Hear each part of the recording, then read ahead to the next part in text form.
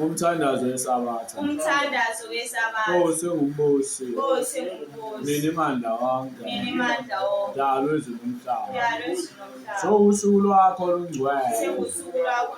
Olangcoliswa nguwe kunezinye izinsuku. Waliyinkomba ukuthi nguwe wadala izulu nomhlaba. Ezinye izinsuku kwaba ezokudumisa wena. Kepha lolu lwaba usuku lokukhonza wena ngobungcwele. Sihlambulule emkhululo wethu sibe ngcwele. Ukuze ukukhonza kwethu lolu suku kwamukeleke wena. Siyacela ukuba usithethelele izono zethu. Nezokhokho bethu. Usethisele umoya ongcwele. Ukuba usingcwelile. Ngalolo solo olungcwele. Sibe kanye nabangcwele izikhozi zakho phambi kwakho. Awusiphe nengilosi yeSabatha. Ukuba isiphilile. Sisinge noma sinasifosile. Siyacela ukuba usibheke. Siwukhonze ngeqiniso. Amen. Ingakho masikhuleka sithi Baba wethu osezulwini, mangcweliswe igama lakho, mawufike umbuso wakho, mayenziwe intando yakho emhlabeni njengasezulwini. Siphe namuhla isidlo sethu semihla ngemihla.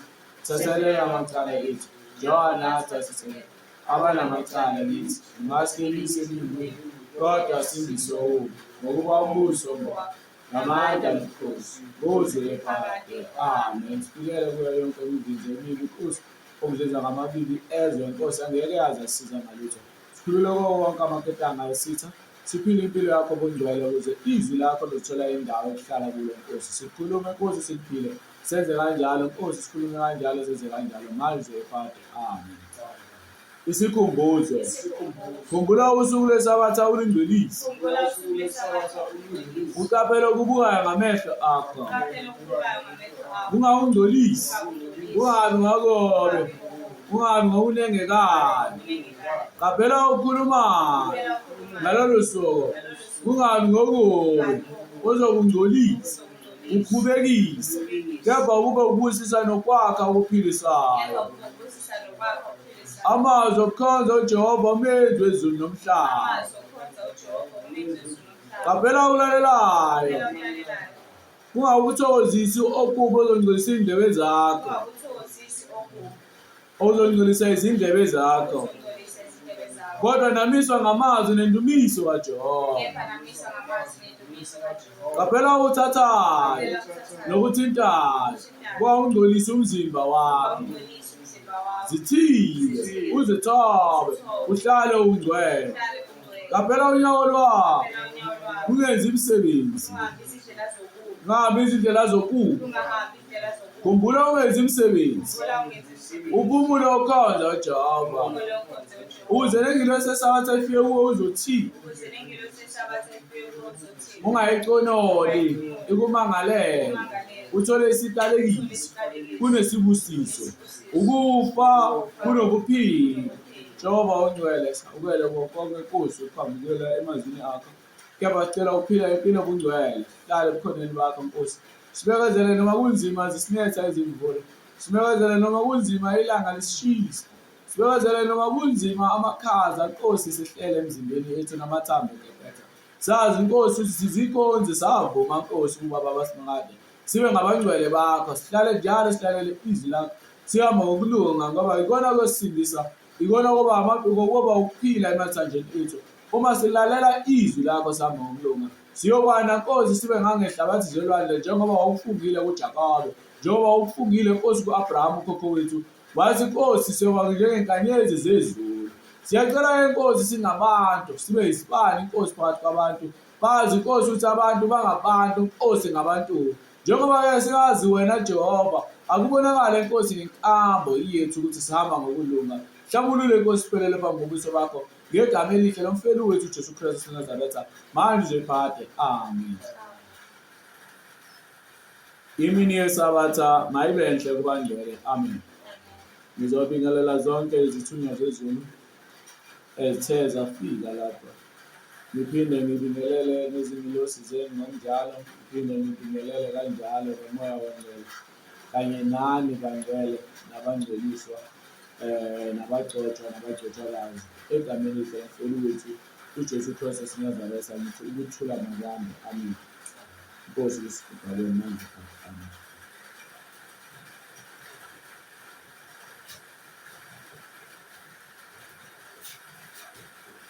Singabantu siphila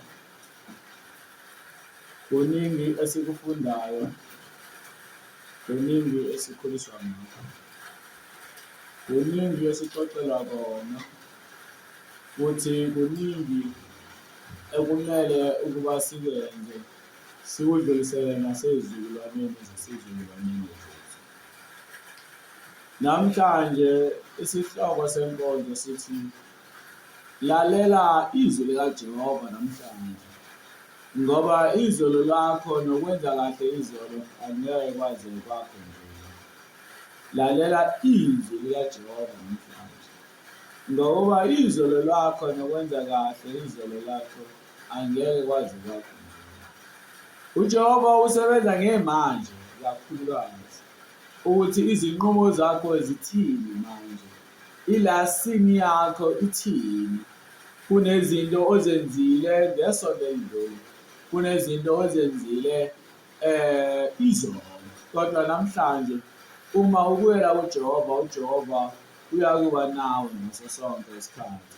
Sizohluza incwadi yaEzekiya 18 bese siyahamba sothatha incwadi engicabanga ukuthi yaMateyu 27 kuma singena kwinkonzo yesibili.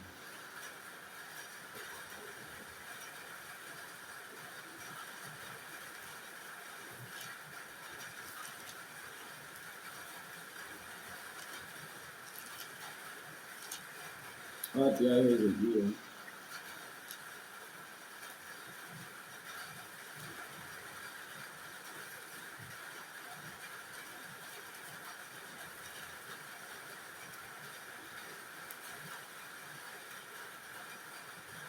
ukulunga kukaNkulunkulu okuphindiselayo, ukulunga kukaNkulunkulu okuphindiselayo.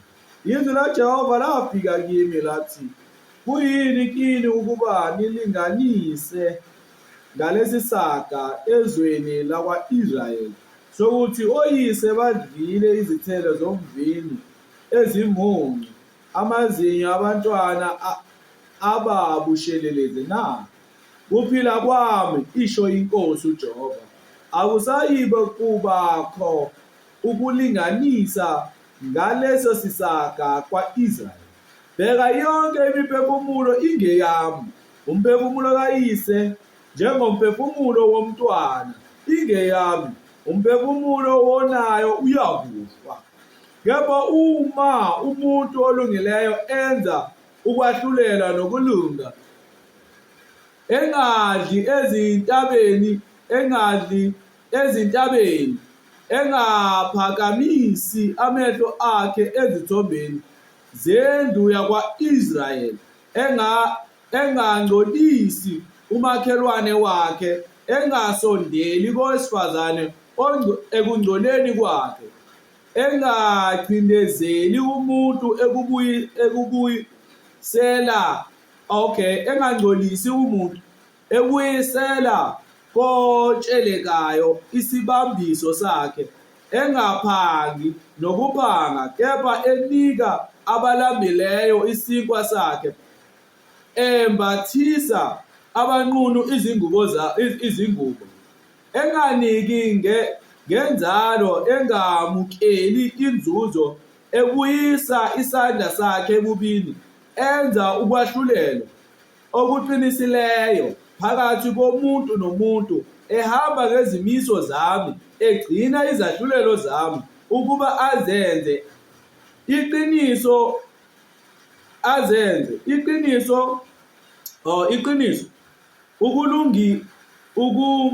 ulungile, uyakuphila nokuphila, isho iNkosi uJehova.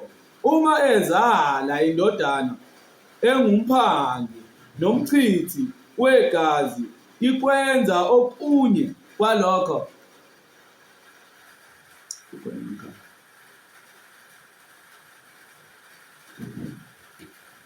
Uma ezala indodana, engumphangi nomchithi wegazi, ikwenza okunye kwalokho, yena engakwenzanga, kodwa idla ezintabeni, ingcolisa umakhelwane wayo, icindezela abampofu.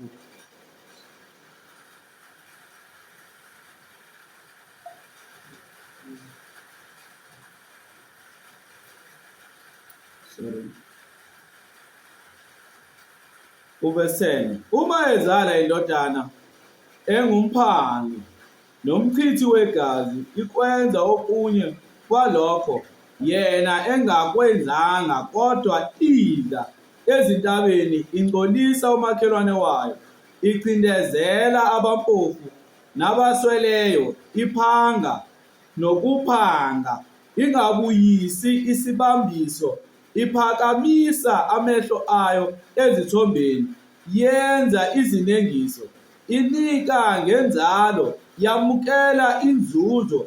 Iyakuphila na? Cha, ayikuphila.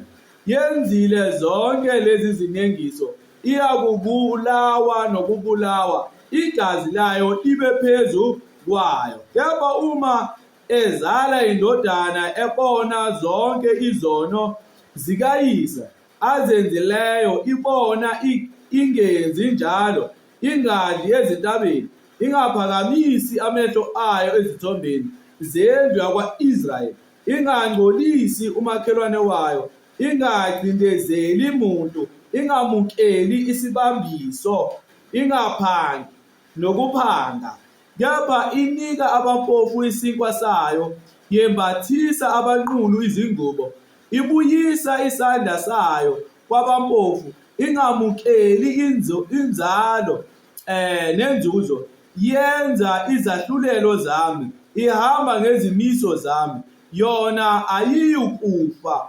ngokona kukayise, iyakuphila nokuphila.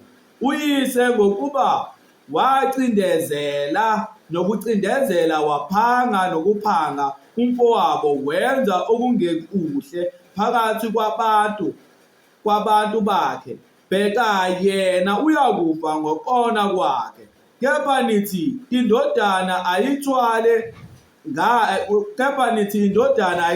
ngani ukona kukayise na? Indodana isikwenzile ukwahlulelwa nokulunga, yagcina zonke izimiso zami, yazenza, iyakuphila nokuphila.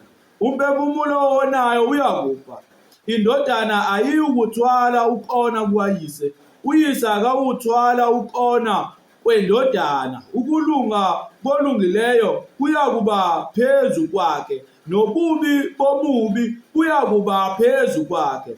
Kepha uma omubi ebuya kuzo zonke izono zakhe azenzileyo, agcine zonke izimiso zami, enze ukwahlulelwa nokulunga, uyakuphila nokuphila, akayikufa. uNkulunkulu akabheki izolo, bheka imanje.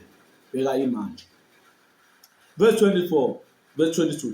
Iziphambeko zakhe nesisodwa asenzileyo asiyukukhunjulwa kuye, aphile ngokulunga akwenzileyo. Ngiyenamela nokunamela ukufa komubi yini, isho iNkosi uJehova. Kungabi ukuba abuye endleleni yakhe aphile na? Kepha lapho olungileyo asandalala, lapho olungileyo ephenduka ekulungeni kwakhe, enza okubi, enze zonke izinengiso azenzayo omubi, uyakuphila na?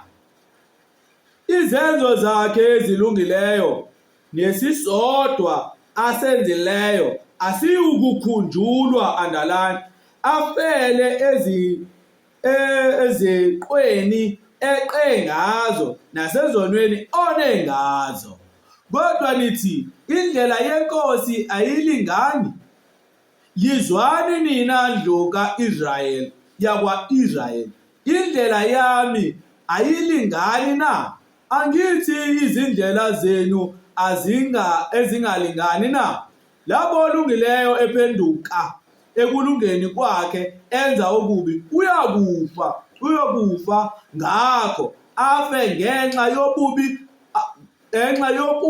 akwenzileyo. Lapho omubi ephenduka ebubini bakhe abenzileyo, enze ukwahlulela nokulunga, uyakusinda umphefumulo wakhe, ngokuba ebone abuye ezeqweni zakhe zonke azenzileyo, uyakuphila nokuphila angafi.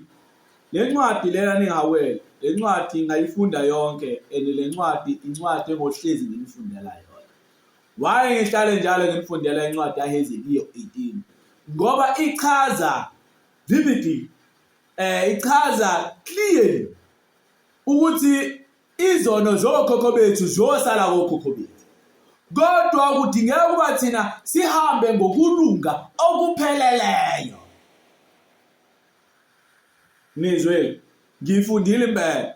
Ifuna ukuthi sonke sihambe ngani? Ngokulunga okupheleleyo. Hayi uhalf sibuye sihluthe ngapha. Hayi uhalf sibuye sihluthe ngapha. Uhamba uhalf sihluthe ngapha. Yikho kwenza izono zokhokho bethu zehlele phezu kwethu. Kodwa uma sihamba ngokulunga okupheleleyo kuJehova, noJehova uyophelela phezu kwethu, angeke safa ngezono zokhokho bethu. So uNkulunkulu usebenza namhlanje. Liyeke izono, usebenza namhlanje. Liyeke izono, usebenza namhlanje. Kodwa kuwena uyathanda ukuba izolo lakho libe ufakazi, nokuthwala kwakhe izolo kube ufakazi bokuthi izingqinamba obhekana nazo namhlanje angeke zaze zakuhlula ubufakazi obunabo ngaJehova. Ngoba ufakazi onabo ngoJehova bukhulu, nsuku zonke buhlezi banda, nsuku zonke buhlezi banda. Ngiyabajina uDavid ebulala ibhele, ebulala ngonyama. But wow, ibulala ngonyama ngoJehova. Wathi mayibhekana nebhere, wathi uJehova ungiphe amandla okuba nginqobe ngonyama. So ibhele lingaba yini? Kodwa siyazi ukuthi ibhele lona linamandla ngithi. Kodwa wanqoba ibhele. Mase enqobile ibhele wanqoba ngonyama, wasebheka uGoliath, uGoliath uzoba yini? Kodwa siyazi uGoliath ukuthi u-strong and u-protective more than lezi ilwane ezimbili. Kodwa wama ngalofakazi ukuthi nani kuphi mhla nginqobe ngonyama mina. Ifuna ukudla izimvu zikababa. Nani ngiphi nginqoba ibhele. Nani kuphi? Eyini lo? Umfilisti ongasokile. Ume ngani? Ume ngofakazi. Yes, ufakazi bakho wena ungabona buncane, kodwa ngokuthi ukhiphile kubona le ngqinamba enkulu obhekana nayo ngakusasa ayiluze nofakazi bakho bayizona. So ufuna uJehova ukuthi ube njalo. Ukhohlwe indaba zento eziningi. Ufuna ukuthi uJehova ube njalo. Uma uJehova uJehova kwena izolo, namhlanje uzoguquka. So yithi bantu esiguqukayo. Yithi thina abantu enjani esiguqukayo. Angeke ngiyithathe le ncwadi yaseselelisi. Sahamba sencwadi verse 27.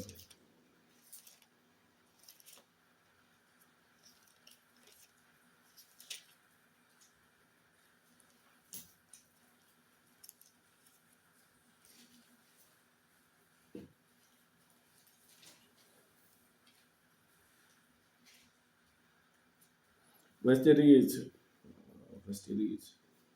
Wabethelwa kanye naye abaphangi ababili, omunye ngakwesokunene omunye ngakwesokhohlo.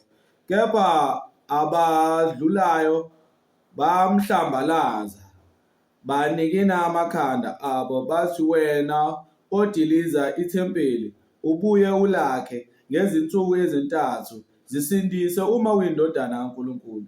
Kanjalo nabapristi abakhulu bambhinqa kanye nababhali namalunga, bathi, wasindisa abanye, angezisindizeni yena uyinkosi yakwa-Israyeli, akehle. Manje siphambanweni sikholwe nguye. Wethembile uNkulunkulu, makamkhulule manje uma emthanda, ngokuba wathi uyindodana kaNkulunkulu. Kepha nabaphangi ababebethelwe esiphambanweni kanye naye bamdumaza kanjalo. Kepha kusukela ngehora lesithupha kwaba mnyama emhlabeni wonke kwaze kwaba yihora lesishagalolunye. Kepha ngehora lesishagalolunye uJesu wamemeza ngezwi elikhulu wathi, Eloyi, Eloyi, lama sabathani, okungukuthi, Nkulunkulu wami, ungishiyelani na? Abanye kwababemi khona bekuzwa bathi, lo ubiza u-Eliya. Masinyane omunye kubo wagijimela, wathatha ilula, walicwilisa ngoviniga, walihlaba ohlangothini, wamphuzisa. Okay, asibambe lapho. Engifuna sibheke la indaba yabantu yezelelesi. Kulezi zilelesi lezi ezazibethelwe naye, esinye samdumaza, esinye simdumazanga. Kodwa sakhuluma into eyodwa, sathi, ube nami embusweni wakho wezwe, ube nami embusweni wakho. Wathi uJesu, impela namuhla ngizoba nawe kephi? Eparadise. Okusho ukuthi njengoba yayibethelwe le ndoda, ibethelwe kanye noJesu, kuba izilelesi waba abantu ababenza okubi. uJesu akalibhekanga izolo lakhe, kodwa wabheka ilasini namazwi okugcina. Kubalulekile-ke uma siphila njengoba sinomnikelo obakhona njalo ngomhla 25. Ngiyazi abanye abantu abakhusalele futhi abanandaba nabo abawazi, especially kwabasikhonza nabo kuleli bandla abanandaba nje bayitshela nje ukuthi hayi wenza ngothanda.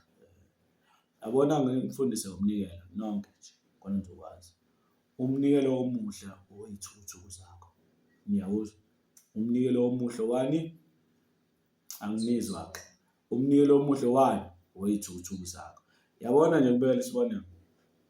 Yabo manje uma kuphela uApril sisi May siya kumkhosi oPentecost. Ngiyakwazi lokho ngithi. Phela nje uApril sisi May siya kuPentecost. Ma unemali manje ibeke. Ma unemali yenze njani? Ibeke. Kanjalo futhi ngomhla 25 siba nomnikelo. Umnikelo wokuqala kuba wesibili R10. Wesibili kuba ucela ukuphila ngaR20. Uma unemali manje yenze njani? So kanjalo umnikelo uyawubekelela. Ngoba kugcina ukuthi uyichelele. Bale mnikelo ebalekile. Okokuqala uJehova wakusho kuthina clear. Wathi kumele sinikelele abantwana baso. Kumele sinikele osibe nomnikelo wesimilo u10 wesimilo. And namhlanje ngibona umbono onzima kakhulu. Lo mbono ngibone ngilahlekelwa ibhande lami. Ngilifuna ibhande lami. Ibhande lami eliyisikhumba. Liyisikhumba. Leminyaka. Ngilibheka ibhande lami. Omunye wangikhombisa linye ibhande lesikhumba. Kwangathi ngiyalithola ibhande lami lesikhumba. Kodwa uJehova wangifundisa into sengizophaphama ngicabanga ngale bhande, wathi ibhande ngoba libopha izinkalo limele isimilo. Ulahlekelwa ibhande lakho, ulahlekelwa isimilo. So isimilo kumele sicele enkosini. Isimilo usicele enkosini. Ngoba angeke uze usurvive manje. Mungenaso isimilo ngikho. Ngeke. And futhi lo mnikelo lesicela wona uma siunikele, siyacela, sicela inkosi kuba isakhele isimilo. ngeke ukudla okudlayo kwenza kube igazi lakho ligijime ngenye indlela igazi lakho ukudla okudlayo kwenza ukuba kumane upheletheke ama-genes akho uthi uyintombazane ube nemizwa yemanye yamantombazane ukudla okudlayo yes ngithatha kancane 10 rand cabanga into engapha 10 rand bese okwesibili okufa unikele ukuphila u20 rand ngo20 rand Dlamini kuhamba ibanga elide 1 uma ugula unukelela ukuthi uma ugula ungafi uthuke uJehova doqala ebaleke kakhulu because ulasini yasebenza ngikhuluma ngolasini la ingakho sengangena kumnikela kahle unikelela ukuthi uma ugula ungamthuki uJehova uma ugulela ukuthi uzohamba usheshe uhambe ungakamthuki uJehova ngoba ngokugula uyamthuka uJehova sambe sencwadi kaJobe ngokugula uJehova uyamthuka elisitha siyakwazi lokho deep down siyakwazi lokho siyakwazi noma ukholwe kanjani siyakwazi sitha lokho ukuthi noma ngaba yilikholo kodwa wagula uyamthuka abanye bamthuka uJehova ngokuthi akanamandla bahambe baye kwabanye woNkulunkulu uma begula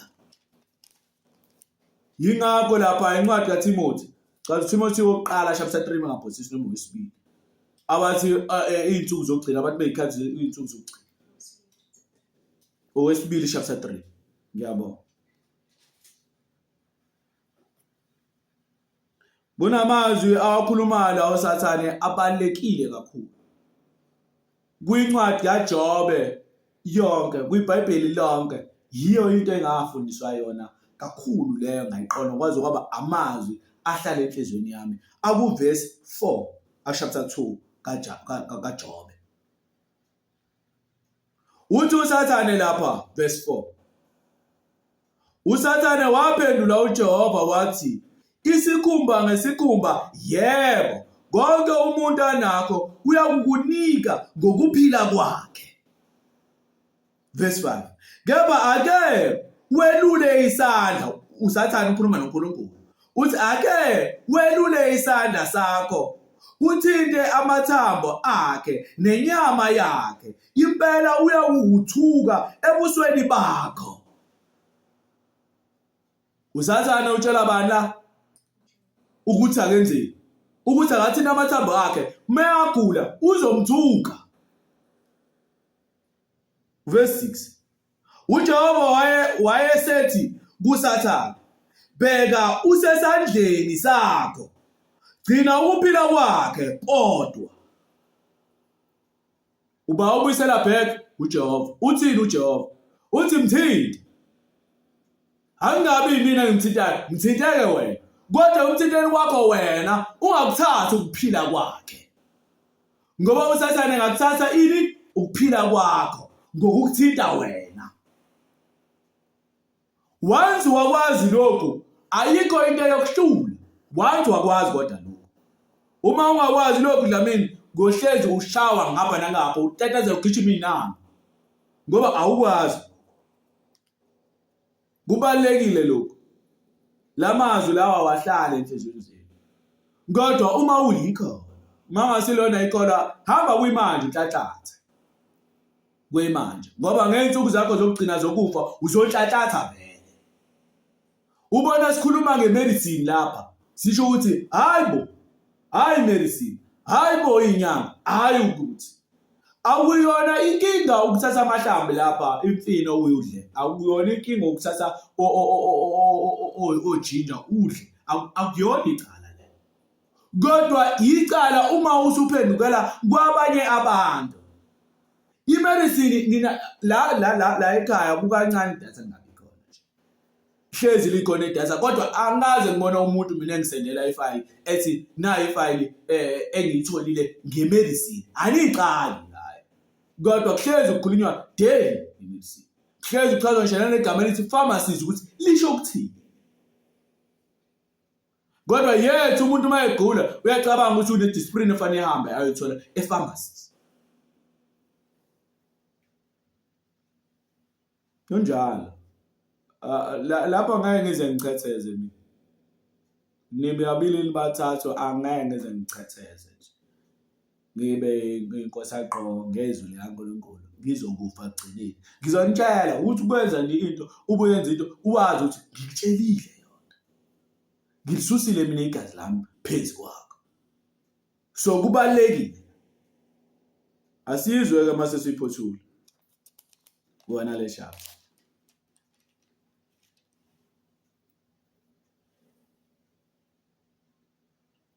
Uverse 8 noma uverse 7 siqhubeke nawo. Wayesephuma uSathane ebusweni bukaJehova wamshaya uJobe ngamathumba amabi kusukela ematheni onyawo kuze kufike okhakhayini. Uba ushaya omunye ngamathumba. Verse 8. Wathatha udengezi ukuze nwaya ngalo wayehlezi phakathi komlotha. Udengezi umanazi isitsha sokubasela noma ngingabeka ngithi esokunceda kwakusho kanjalo sokunceda kuthiwa udengezi ngekhathi zobandlulula ngoba abanye abantu bayitshela ukuthi ikhathi zobandlulula siyazi sikhule thina nabantu abane kujahwana kwenziwa yonke into babencinda kudengezi. Dengezi ukhakhayi lomuntu ubulawa umuntu kwese kuthathwa udengezi lakho ukhakhayi lakhe. Ingakho abantu ababedla intelezi babengathi bayagula ngekhanda. Ubulala umuntu kwakuyinto encane bencinda udengezi. Silalile maye entabeni. Ingakho kwesinye isikhathi uthi into enganjalo ngingathanda ukuyixoxa. Kodwa kungakho kwesinye isikhathi uma uthola iminyaka yami yokuqeda isikole neminyaka yami yokufunda uyothola ukuthi ngihlele ngisho ngitshela ukuthi ngaqala isikole ngina 6 years. Ngaqala i-crash ngahamba i-crash mina ngina 5 years. Kwathi ngina 6 years ngaqala isikole edinaba kubo. Kodwa uzowuzwa ukuthi u-second year wami ngawufunda ngina 9 years. Ngabe ngafela u-first year? Cha. Kodwa ngawufunda ngina 9 years. Kodwa is not about mina la. Siyakhuluma la ngezinto zikaNkulunkulu. So la uJobe wayithela ngo2 because wabona into eyodwa ngomlotha. Wabona into eyodwa ukuthi isandla saJehova siphezu kwami. Akwazi ukuhamba konke engikusebenzele kangaka. And lokho engikusebenzele konke kuvela kuJehova. And konke kubuyela ngobani? KoJehova. You must understand your position. Qala nje. Qala. First of all, understand the position yakho qala. Nina nijaga ukuthi manigula bese nithi nijaga izifo ngokuthi ningabheki ukuthi wena umiphi noJehova. Umiphi noJehova. Nuzila u18 ade ngofunda izini. Usimple. Abo simple. Simple. Awungcolisi umakhelwane wakho, awuthandani umfazi wamakhelwane wakho. Awuxabene nomakhelwane wakho. Simple. And futhi uma utshelekisa ngenzalo. Especially kuba fowenu amaHebheru. Yes kwabangakholwayo ungabatshelekisa ngenzalo vela abangakholwayo. Kodwa abazalwane bakho awubatshelekisi bona ngenzalo wena. Owesibili uma utsheleke into yomuntu uyayibuyisa. Owesithathu awugcinezele abampofu. Wabela abampofu kanye nentandane labafelokazi ngoba yilapho inhliziyo kaJehova ikhona. Inhliziyo kaJehova ikubafelokazi nentandane nempofana abantu abahluphekayo. 3 wabantu inhliziyo kaJehova ekubo. Owes4 abasemajele ukuthi thina sibanikeze ihope ukuba njengoba bephila empini uJehova ubahlelele i-second chance ngoba besemajele ukuba bahluse kahle. Mawufuna ke uJehova ukuthi abe nawo kuya yonke into oyenzayo. Izinto ezo4.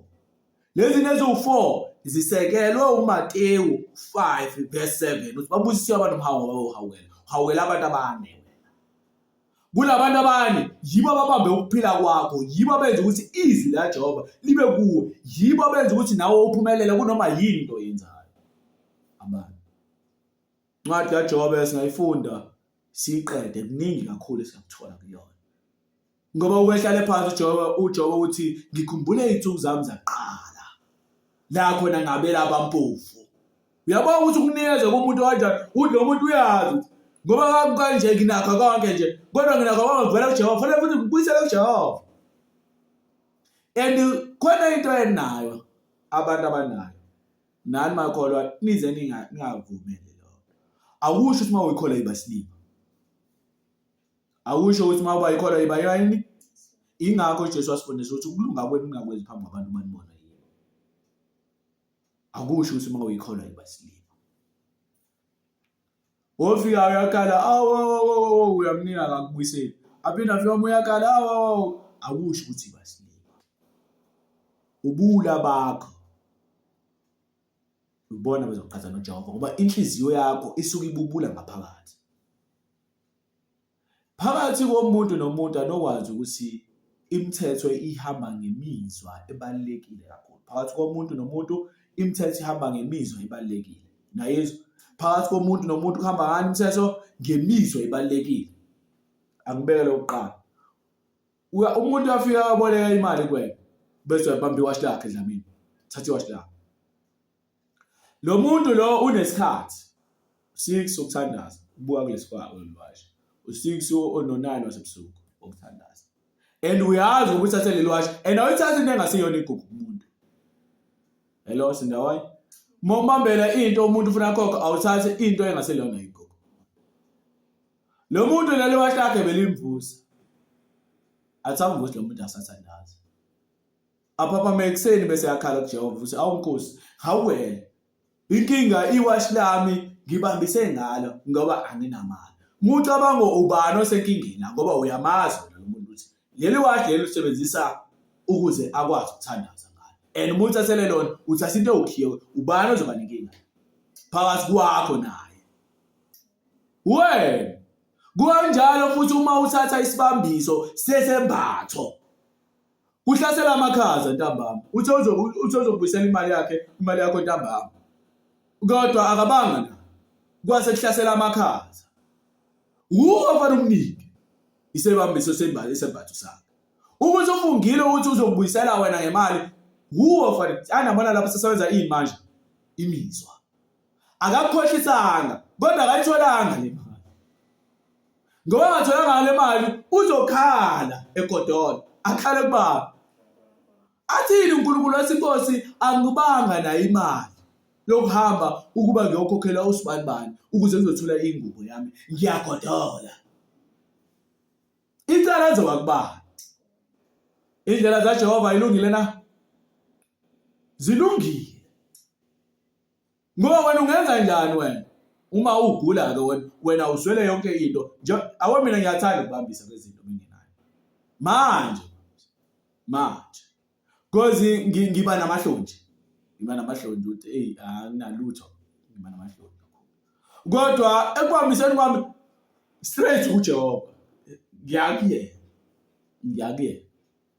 So uJehova udila nawo. Angibeke isibonelo nje ngibambise ifoni yonke into. Ngomina yomgogodlo okukholo lami. Kahle ifoni. Umgogodlo ayonke. Awumbele nje isibonelo omajine omakhosi indlela sebengasawezwa amazwi osuku. Lokho ifoni yami ayikho. Sengasayenzi imithandazo ngoba ifoni yami ayikho. Ala. Niyayibona lena zami uyichaza. So kubalekile ke ukuba uhambe ngokulunga ngaso sonke isikhathi. Angeke ngiqedele le ncwadi kaJobe kuze songena esihlokweni sethu siqhubeke nencwadi yethu. Verse 8. Wathatha ke udengezi bese kuchaza udengezi ukuthi ke isitsha somlotha nana ukuthi ke wayithela ngomlotha uthela ngomlotha ukuzisola. Uthela ngomlotha ukuyisola nokuzithoba. Wayesethi verse 9 umkakhe kuye usabambelela uphileni kwakho na thuka uNkulunkulu wakho ufe because iyona into ebalekile ukuthi enza njani bese kwenzakalana. So umnikelo ka20 yesiyakuhona la chaza wona ucelela wena uma ugula ukuthi ungamkhohlwa uJehova nalapho uphuma umoya wakho ungahlangabezwa okhokho bakho bayogcinezela lapha emahlathini ungahambi uthathe ulokhuzana la uGraham Reaper the soul collector uye lapha olwayo uyosebenza. So bantwana bakholwa masifunele uJehova, akusiyo umdlalo. Ungabuka guys ayikhuluma ngelinye ilanga la ngathi mina yazi iminikelo sometimes ukuthi uhlale phansi ubone ukuthi yazi awuvesidelela nje. Awumajino uzonikela ngeshumi unikelela ukuphila kwakho. Ngeshumi nje unikela ukuphila kwakho. Mucabanga inkabazi kuthiwa ikubeke isibhamu la esiphongweni. Ungalikhipha ishumi ikusindise ukuphila kwakho. Yebo, and uJehova usibekele standard, simple standard. It's not about imali, kodwa it's all about izithuthuku zakho. Ingakho uma ufunda uchapter 4 lapha kuverse 6 kuverse 5 ngapho sesikade ithi ukuthanda uJehova uNkulunkulu wakho ngayo yonke ingqondo yakho, nangawo wonke umphefumulo wakho, nangawo wonke amandla akho. Amandla akho yini manje?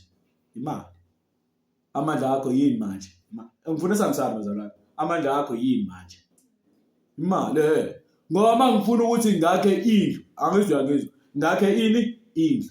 Kodwa ngiyayithenga imaterial, ngiphinde futhi ngiqashe nomakhe. Umuntu maya ebuza ukuthi, "Hawu le ndlu yabani?" "Eyami ngiyakhe ngani? Ngamandla ami."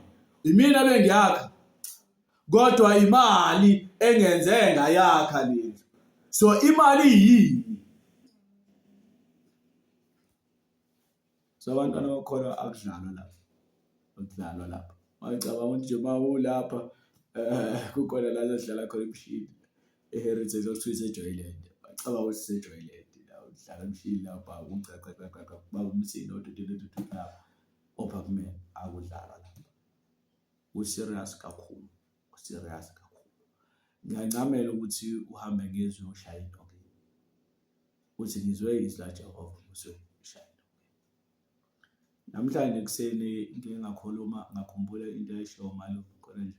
Umalume wami asikwazi ukuzingela naso umuntu onxele. Ngahlaba lapho sayikhumbula. Kodwa ngiyazi ekuseni ngikhumbula bese ngasho ukuthi mina le message kushuthi iyayimayelana nami. Angicabangi kodwa ngiyacabanga ukuthi lapho sayikhumbula ngoba wayemdala vele nami. Sihleli nje siyozingela ngoba sasizingela amaphithi naye. Singela inyamazana lezi. Ngakho nje yakhulu ngoba emnandi futhi abambeka kalula. So sihleli ke lapha uthi uyazi ukuthi umuntu unamazwi amabili akhulumayo. Ayixoxela ngamazwi ngisazi dasiwa ngale indaba. Wase ethi yabona izwi elisolikhuluma kancane ilona kumele ulalele. Wathi kunelinye lixoxa kakhulu lisho liphindisela wathi ungalilaleli lelo lizwi liyakudukisa lakhohlisa. Kodwa izwi elikhuluma kancane ilona libalekile. Mina ngiyamncamela ukuthi masiphila uyishaye endongeni ukuthi ngizwe izwi. Udukile uyishaye endongeni. Ngoba usishaya endongeni ukhala uJehova awukhulumanga. Uma ukuthi ubudukile olalele izwi elirong uJehova yakwazi ukuthi akulondoloze. Kukaningi nathi sishaya endongeni. Sishaya nokuqhizi ke endongeni. Kodwa asiyeke ukulalela izwi. Ngabe lo mkhohlisi ubona usuyishayile endongeni. Uzawungayishaya endongeni ngafanele bese Nkosi yami okela Jehova. Suyishayile. Awuyele uthethe ukuthi akushaya ngani wena ukhuluma nobani? Nobani. Wawamfundisa yenye into esibanga. Ubona kwase isikhathi ke ngikuqaphela ukuthi mengikhule nginamandla.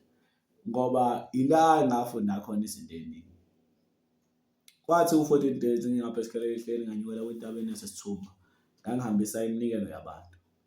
Kancane.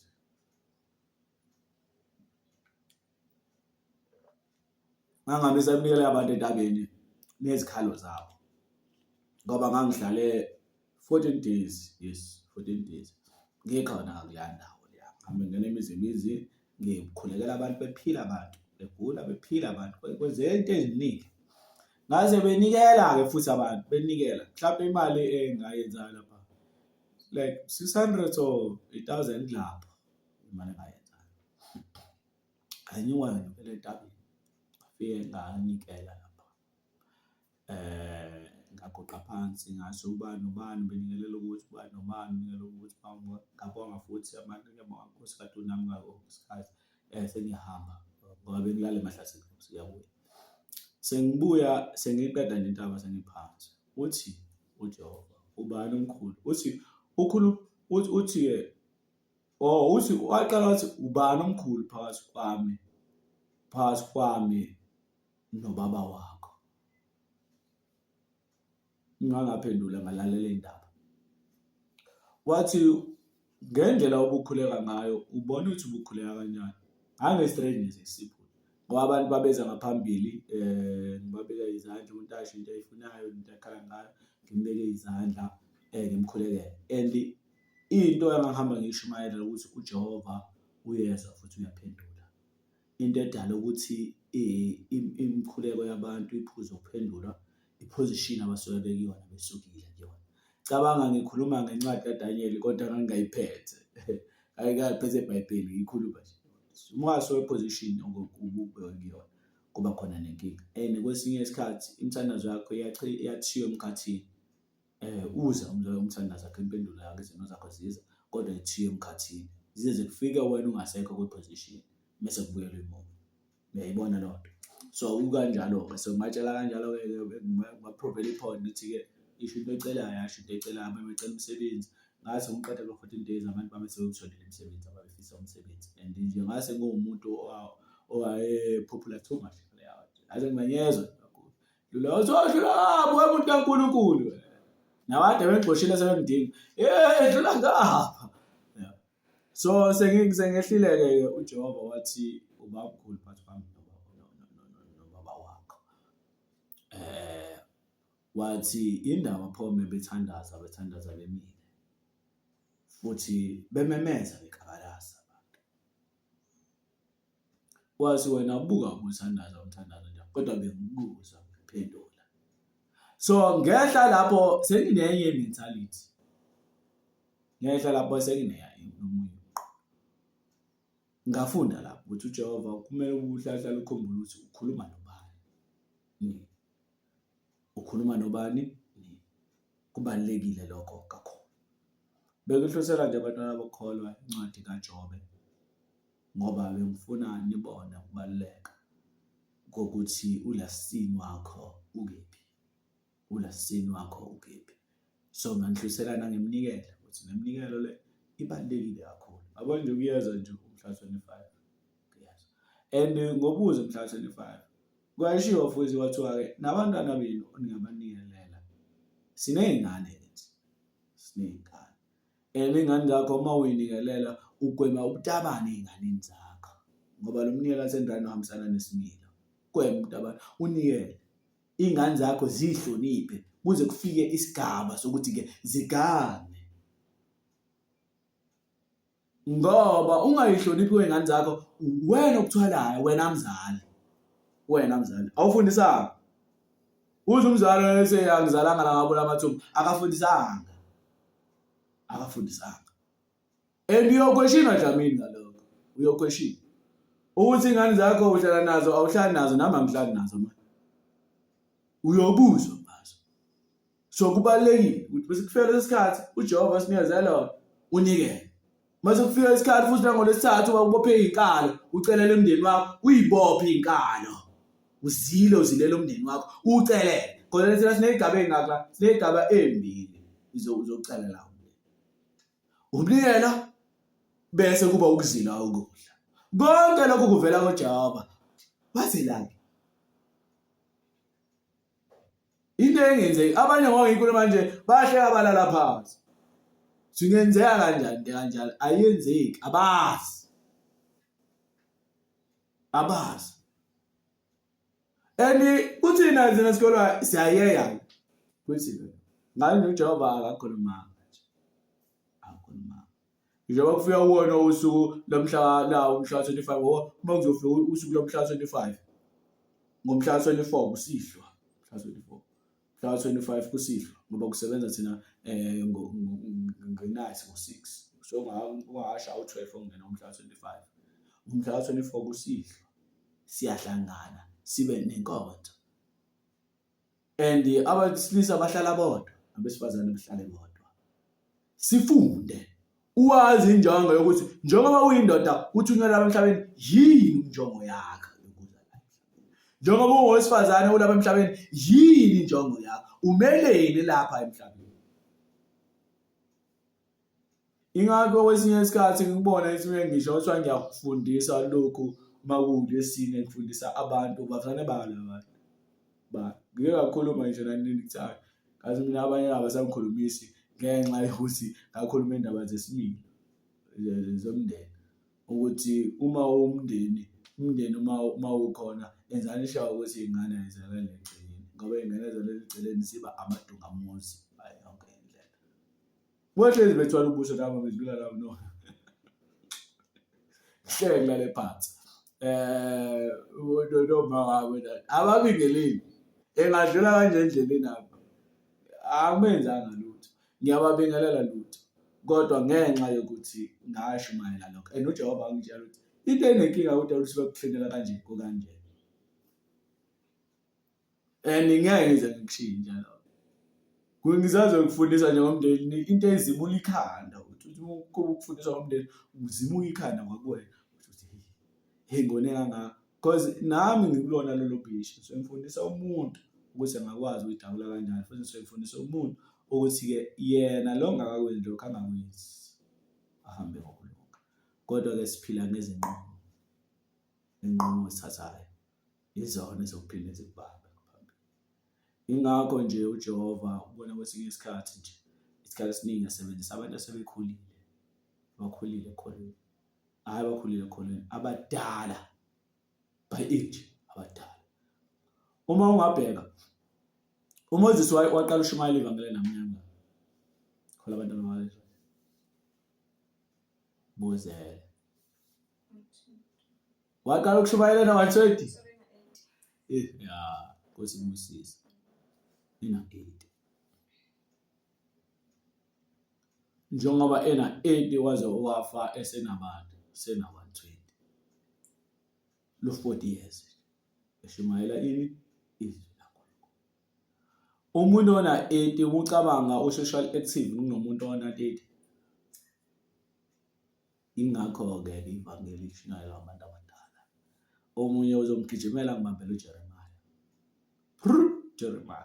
uJeremiah wafuna ukuthi ashade kodwa waseyatshelwa wathiwa ungathathi la ngoba bazofa bonke labantu la majini ukuphila impilo kanjani majini ingakho ke izingane ziyasetshenziswa uma ubonile umuntu oyingane esebenziswa levangelini mhlawumbe uyatshela ukuthi ungadli ukuthi kuze imizwa yakhe ingabi high ungadli ukuthi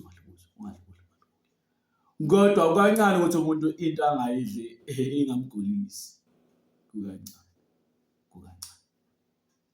and unless uma enesifungo esicishe sifane nesami mina esami isifungo ngasho athi Nkosi mangenza othe ngingakwenzi angigule kuze ngizokuyeka ngoba ngiyazi nginenkani so kwenzeka kanjalo bese ngiyakuyeka uqhubeka ngendlela angisho ukuthi angiguli ngiyagula kodwa okunye ukugula ukuzinuka amakhwapha ngithola because kubalekile ukuba uphendukele emlotheni njengoba uJobe enza waphendukela emlotheni wazi nuka amakhwapha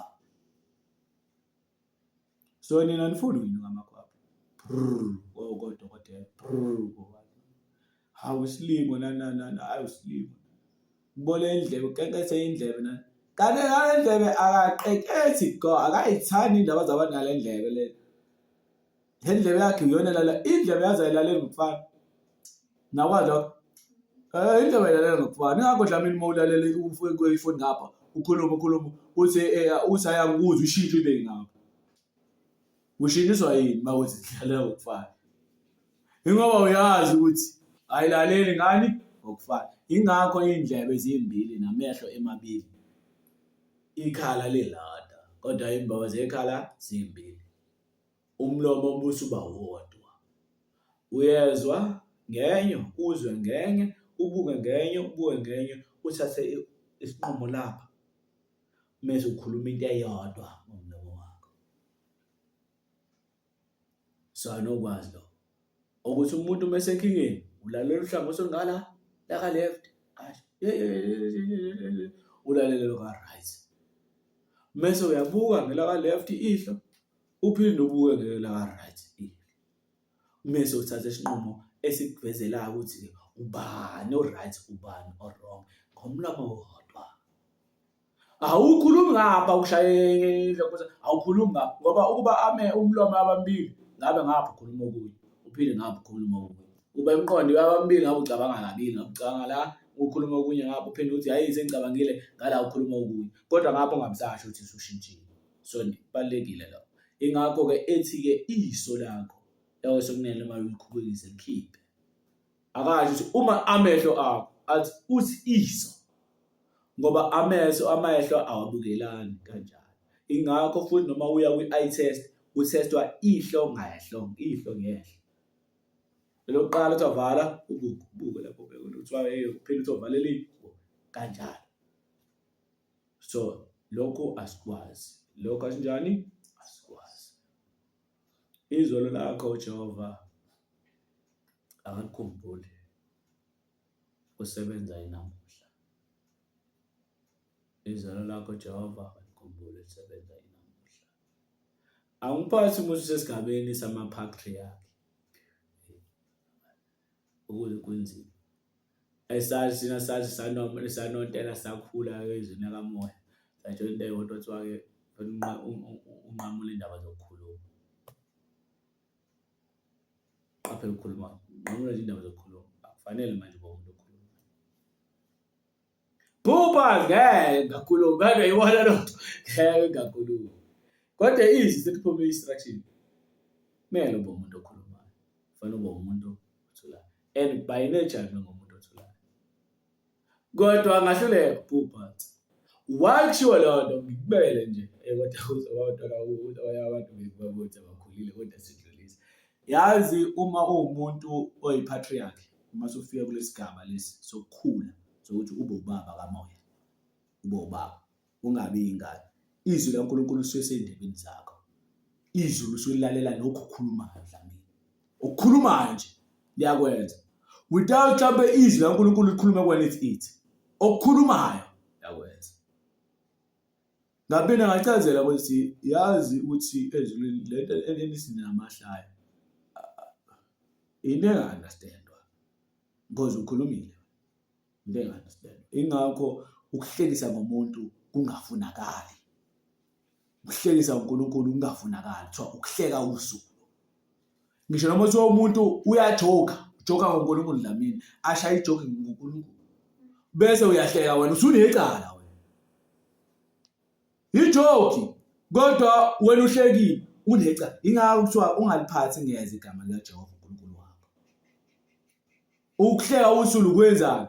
Phatha ngeke. Ukudelela omunye umuntu umfanisa abantu. So nje siqaphele izinto eziningi. Kodwa ke vele le mithetho engibekayo ngiyazi ngabe ngiswalisa izingane ezijoka.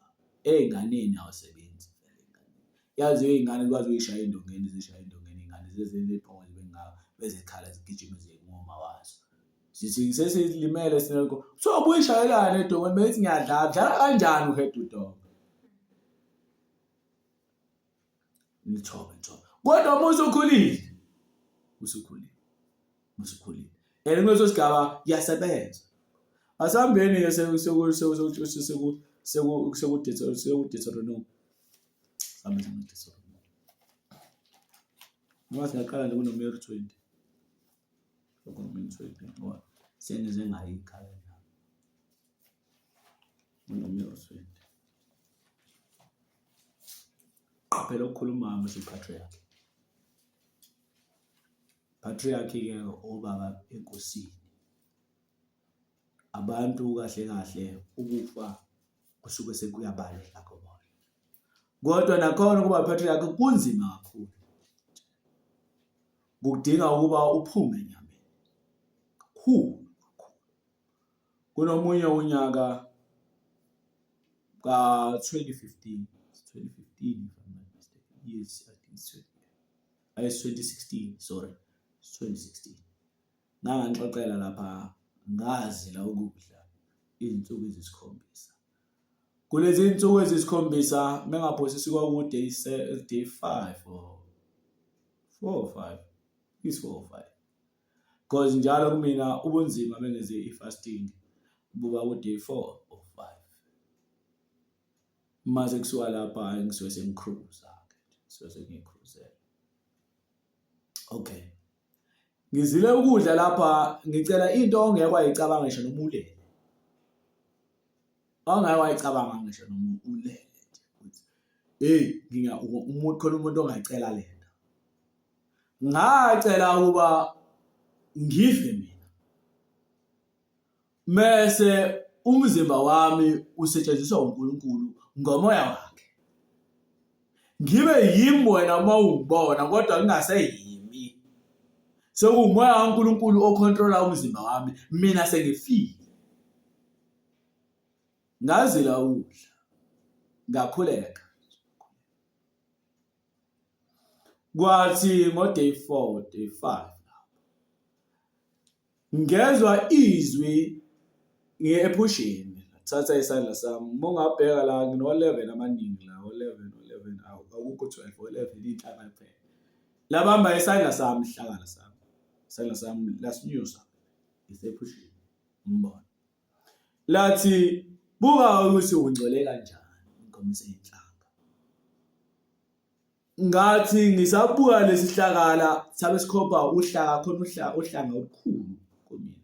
Olapha angeke ngize ngikhohle lo hlanga. Lulapha phakathi nesifuba sami, uDabulavala. Lukhulu kakhulu. Futhi angikhohlwa into esasegcatshelwa yona. Sasegcatshelwa umfowethu ubhuti waye-comrade wakulapha makhomandisi. Wayethwetshuliwe. Kwakulandwa zonke izinyanga komalume. Clement kulandwa konke ngikhumbula ukuthi Clement kufika i-text sama seClement olanda abanye enye inyanga eyayivonyiwe. Efunakala. Lolu hlanga la sagcatshwa ke la kufika lenyanga sidabula isibhemisa hayibo isibhemisa ngathi teaspoon letha sibhema la umuntu wasemakhaleni. Into eshaya lesibongo nathi isibongo sizohlala phansi. uJehova wathi buka ungcwele kanjani. Ngazi deep down ngiphaphama ukuthi umzimba wami ngeke usasebenza. Ngeke lento bengizilele i-use ngeke isenzeke.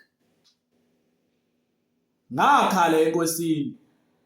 Ngacabanga ukuthenga i-razor ngidabule. Lento mhlambe ngiyikhiphe mengayidabula mhlambe ngaphuma. Manje 11 ngoba bebangaka nje lana. Kushuthi ngakho kumele ngenze ngiyisike yonke lenyama. Kwangafani nezinyo legolide angilifakile. Ngoba izinyo legolide ngatshelwa kanye nje kulona. Kwathiwa uzoshumayela kanjani ukuthi abantu bethande imvelo yabo wena usafake izinyo legolide. Angalanga ngiyoba ngakuhamba kusasa ngaya khona emhlanga. Fuwa ngakusasa siphuma emsebenzini kwa emhlanga la ngangifake khona igolide. Ngalikhipha 2016. Ngilifake nini 2011. Ngalikhipha.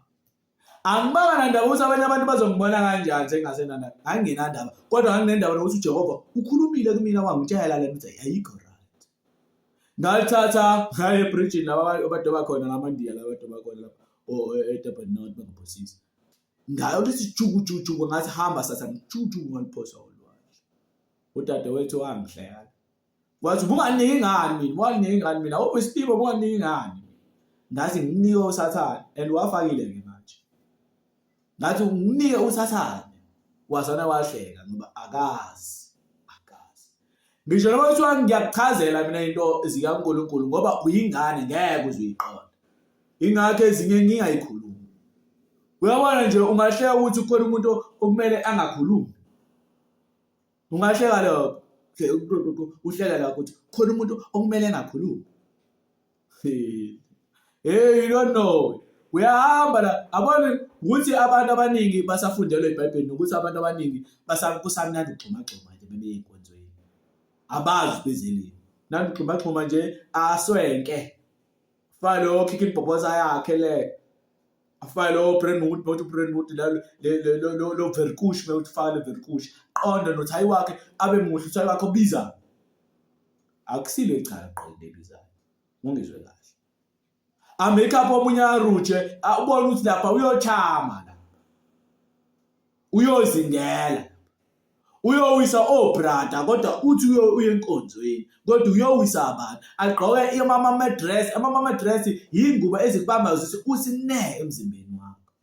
Then ipulpit bayathanda ke labo bantu abanjalo. Bayathanda ipulpit abantu abanjalo because ilaba thola khona isho off. Ugqokile ubrada ibhluwe lakhe limbambe ngalendlela uma emile la kwipulpit babuka iprivate part yakhe bonke abazalwana bakhona la namamasela akhe bonke abazalwana bakhona. Bayasho ukuthi ubrada bani once waqala inhliziyo yakhe yaphakela ukuthi ubrada bani. Amashangizo ukuthi sithe sifike ebusuku simtshela ukuthi uyena umuntu lo. Maningi. Ngoba uqale wayiphakela inhliziyo. Kodwa uthi uJohane uthi uJeremiah 17 uJehova uhlela izitho zomuntu bese eyamnika ngama desires akhe. Be careful into enqalelelayo. Be careful. So ingakho mina nawe singeke sazafana enkosini. Into engicabangayo mina nento engiyifunayo angeke sazafana nezakho. Lokho ukukhlisela ukuthi ngifuna ukufa into ozothi umongasiwa abakwangihlela ukuyichazela shona nawe. Ngise ngangifuna ukufa ngoba ngiyazi vele into wena ezoduma ekhanda lakho ukuthi wayefuna ukufa. Angeke uduma ukuthi wayefuna ukuba uJehova abonakale uJehova kubantu ngaye. Into engicabanga into engakanani. Into engakanani. Bebonakala abantu abonakala uJehova kubantu ngaye. Into engakanani. Labo uselfish abukho. Awukho umphefumulo ongathanda uba semzimbeni. Awukho. Nobodwa. And imimoya ukuyigoli yayo nevision yayo nemission yayo ukuthi ube semzimbeni imimoya yonke. Kwazi ngilosi ziyahluthwa zibe semzimbeni zikujabulela kuphinde zihlwithwe zingabe semzimbeni. Just in case zibe semzimbeni ziyabona gcina sedlahalela amadodakazi abantu. Zithi inkosi thina sikaze simtest ucansi so sifuna ukutest ucansi. Ingakho ingilosi ngiyahlala emzimbeni kakhulu. Nganxoxela lapha ngishumayela ngathi ngangabona umuntu oyisimanga onyamalala emsini aphela. Ngihamba ngishumayela so 2016 same year hamba ngishumayela ngenemizi ngishumayela. Ngathi mangwela ibridge lasezwelisha lestimela kudlela ngapha kule mizi le lokhuzana la kunemjondolo nje eminingi lapha muzofika ngamyana hamba ngishumayela. Kwaqhamuka umuntu ebuthuma nje futhi ngidlula ngiphethe iBhayibheli. Wathi vula abaseRoma 8. Ngathi phaka ngizovula abaseRoma 8 ngizafunda. Wathi vula abaseRoma 10. Ngathi ngizaphuthuma lapha. Ngathi nginyusa amehlo ngimbheka. Ngoba ngiphuthuma ngathi ngivule iBhayibheli. Ngivula iBhayibheli. Ngathi nginyusa amehlo ngimbheka akasekho.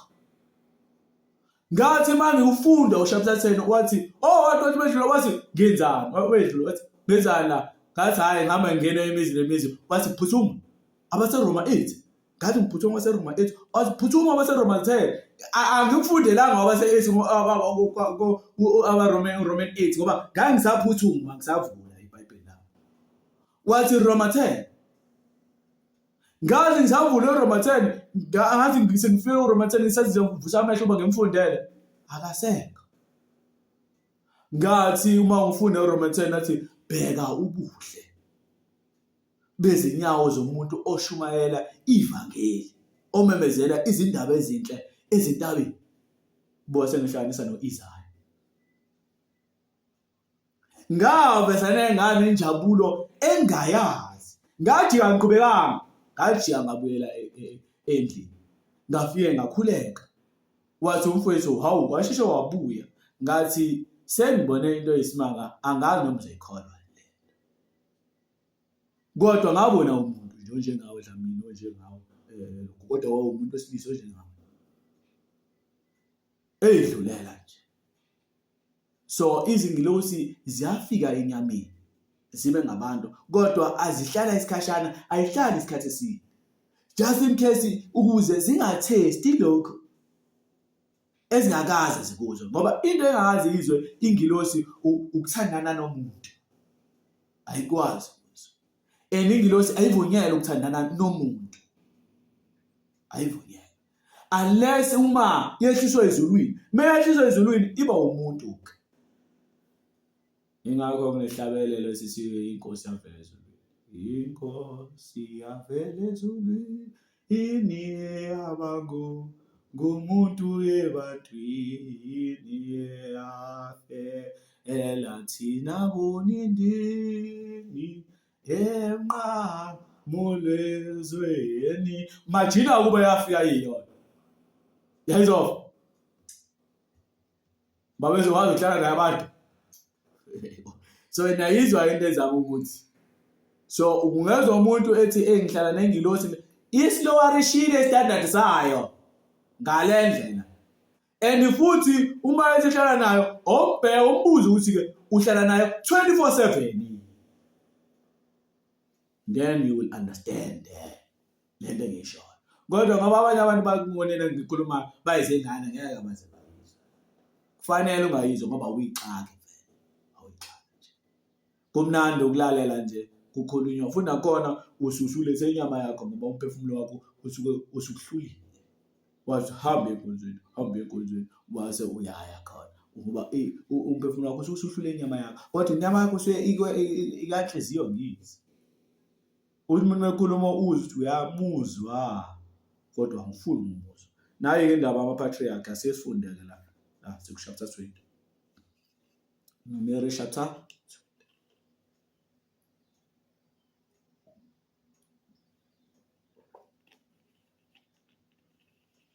Ngichaza kancane ngoMoses. uMoses wayesehambe kakhulu. Kwi-spiritual realm wayesehambe kakhulu uMoses. Kakhulu. Uyabo usuhambe kakhulu uma uthi ulapha emhlabeni ukwazi ukumbasa umzimba wasezulwini ulapha emhlabeni. Usuhambe kakhulu. Abanye kona omunye wake wakhuluma inkulumo ngokuthi mina ngumuntu oyithobayo ngiba u-challenge into zaNkulunkulu ngiyilalela. Ngikhumbula lokho mina kusengikusho. Uthi ke angazi kulamakhosi la aseManazaretha noma ilanga noma yiphi. Uthi omunye wake wangena endlini wathi uyafika ikhanya bright khanya. Waphuma wabaleka. Angani noma yayikhuleka noma yayenza. Uthi maye yase esiqedile into ayenza iyasiyathumela umuntu uthi ahambe ombizo. Wethiwa lokho okubonile ungakukhulumi kubantu. Abantu abanakwazi ukuqonda lezi zinto. Kodwa siyayikhuluma nje. Ngikuhluthela ngomuntu wayephila lapha emhlabeni, wayelapha ngizikazi. So hayi ukuthi lokho engikhulumayo ngithi hambe ukhoza khona noma ngithi ngikusho nje iqiniso mina ngimele iqiniso. So nalapha ngizokhuluma ngendaba kaMoses. uMoses wabuya entabeni engabhekeki. Ngiye ngayikhuluma nabanye abahlobo bami ngezwe nginyukelwa yigwebu kabi kuphethe ukuyiqhuba izobona ngikhuluma ngendaba kaMoses. Futhi babona ukuthi ngishintshile kakhulu. Ngoba uMoses umuntu wayehamba noNkulunkulu kakhulu. Kodwa ngephutha nje lona. Kwayinkinga. Ngephutha nje njani? Kwayinkinga. uMoses wabuya entabeni eshaya u40 days back to back. 40 days back to back. Fasting. Eyoqala yayimayelana nokuthi ayosona umthetho kaJehova. Leni unyathela kani? Eyesibili eyokucelela abantu intethelelo. Cabanga uzile izinsuku eziwu-40 kanti uphuma ey'nsukwini eziwu-40. Usuzile izinsuku eziwu-40 uyocelela abantu intethelelo. Hayi wena vele usunikezwe ubukhosi. uMoses wanikezwe ubukhosi ezulwini. Kwathiwa yazi asifanele siwayiphe bonke nje abantwana bakwa-Israyeli. Bese wena enzalweni yakho ngivusa isizwe sabantwana bakwa-Israyeli. Imagine that. Ngiyacabanga nawe mfowethu bakhulu nami ngizothi akube njalo Nkosi. Mina ngiyathanda-ke kanjalo ukuthi ekhalweni lami ukuphuma isizwe esincane. Ngiyakuthanda nje lokho kakhulu. Noma ngihleli ngiyakukhuluma lokho. Noma ngikuJehova ngiyamtshela Jehova. Ingakho abantwana bami ngibathanda ukuba baphile impilo obungcwele kodwa bayangihlubuka. Ngiyathanda. Ngiyathanda. And uma ngabona ingane yomuntu imthanda uJehova, ngiyengicela kuJehova ukuthi lo mntwana ungeke wangipha yena. Abe ngowami lo mntwana. Ngakhele kuye lesizalo lesi. Abe ngowami. Ngoba abantu bayathengwa. Uyamthenga umuntu. Kodwa ngoba ukuhlanipha aninakho kwasezulwini, aniceli futhi aninandaba nakho. Angeke nikwazi lokho engikushoyo. Nobona uyimpica abadala nje nizele nilala ngoba ngiyayema kunini. Hey wazalwane. Hey don't know. Izinto zikaNkulunkulu. Siyahlala nani, sidle nani, sikhulume nincole nani kugeka athi hey ngingedwa wedwa. Engikwaziyo mina ngoNkulunkulu, ingakho mina ngithanda ukuthi umuntu mayehleli nami. Yes, ngisuke ngenzela ukuthi ube open nawe. Nawe singixoxa noma yini, ngenzela ukuthi nawe ungijwayele. Kodwa abobuhle nami, wokhuluma ezezulu, khona uzokufunda into zakho. Ngiyaphinda futhi lo. Wokhuluma ezezulu, khona uzofunda ngoNkulunkulu. Angeke ngize ngitambe lamanga bengakwazi lokho angikwazi. Ngiyokutshela ukuthi ngiyokwenza ucwaningo. Izolo nje kukhona engingarishile izolo esibukale yamuvi. Ngicabanga ngaze ngazela ngalana. Ngicabanga ukuthi izingilosi ziyafa and futhi indoda yazosana ngiphendula simple nje. Straight simple. Aliyathi very simple ngiyakutshela konke. Simple. Ngazi mina ngikushilo futhi abazalwane bami ngazi mina uJehova angifundisanga. Ngangifundisa. Ngikushilo. Ngoba angiqamba manga lethi into uJehova ungifundisile engangifundisanga. Ngaze ngikhathe nomdala. Hayi. Ngisanqaneleka lokho ukuthi ngazi makuliwe ukuthi kwenzakalani. Ngoba ngisengabuza ngathi shuthi ingilosi zathu kade zazifa. Zifela thina. Uwase yangichazela ngencazelo yakhe ukuthi hayi azifi wachaza. Ngicabanga ngisengazela ngalanga. Angazi ngivuswe kangaka. Kuze bayiya abazalwane bebona ukuthi cha le movie ngiyalala nje. Akibo. Kodwa hayi ngoba mhlawumbe bengeya imovie. Ucabanga kwami okuze kwangifikelisa ubuthongo ngaze ngalala. Ngileke ngiyibuka. Kuningi mina ngikufundile lapha. Kodwa yimina engilalile. Ngisho ukuthi ngibuye kakhulu nami. Ngoba ngisandi ukuthi isiphetho sakho le sibe khona. Sengivuzwa sengikucishwa nje angazi. Kodwa ngifundile. Engifuna ukuthi ngikubeke nokuthi ngizame ukuchaza. Masendawo azizameni ukuthi sikhulume izinto zezulu kakhulu. Ukukhuluma kwangala akusile icala. Singayikhuluma. Kodwa mina ngoba ngisho nje ngathi kuthiwa ngakhuluma. Kodwa ngiyakhuluma ngoba ngisho ngandlebe ungalaleli. Sorry to say that but I must say it is clear. Ngoba uma ufuna ukukhula lapha uyalalela. Makuthiwa cha.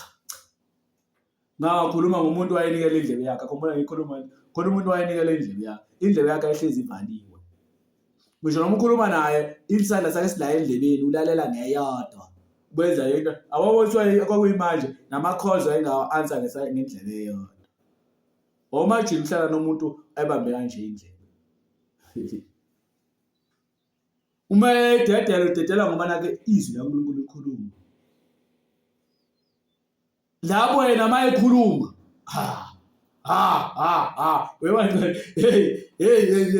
hey awukhuluma abapatriarch manje sikhuluma ungashaya phansi washaya phansi yatravelwa la mfowethu uyahamba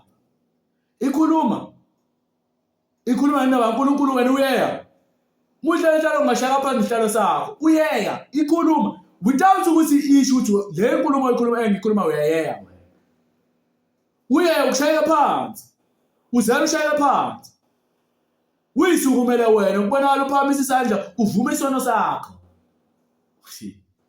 wabona abantu ukutshela bekushinywalela kwintshumayelo ubona abantu beya ngaphambili bevuma izono zabo ikhulu shakana khuluma ngale nkazimulo ke eyehlala noMoses endabeni shakana bazima behleli abantwana bakwaIsrayeli bakhala bathi asikwazi ukuhlala nawo uyachopha ebonene noNkulunkulu ngoba ngeke uzibonana noNkulunkulu busi wabuye uyafana nje ngeke uzibonana noNkulunkulu busi wabuye uyafana ngeke ngaphandle wena ufuna uyibuyisela udakeni uNkulunkulu uyalawa ukuthi ubuyele udakeni ube yingulo asambeni amanzi aseMariba sikunoMeori 20 amanzi yakephi aseMariba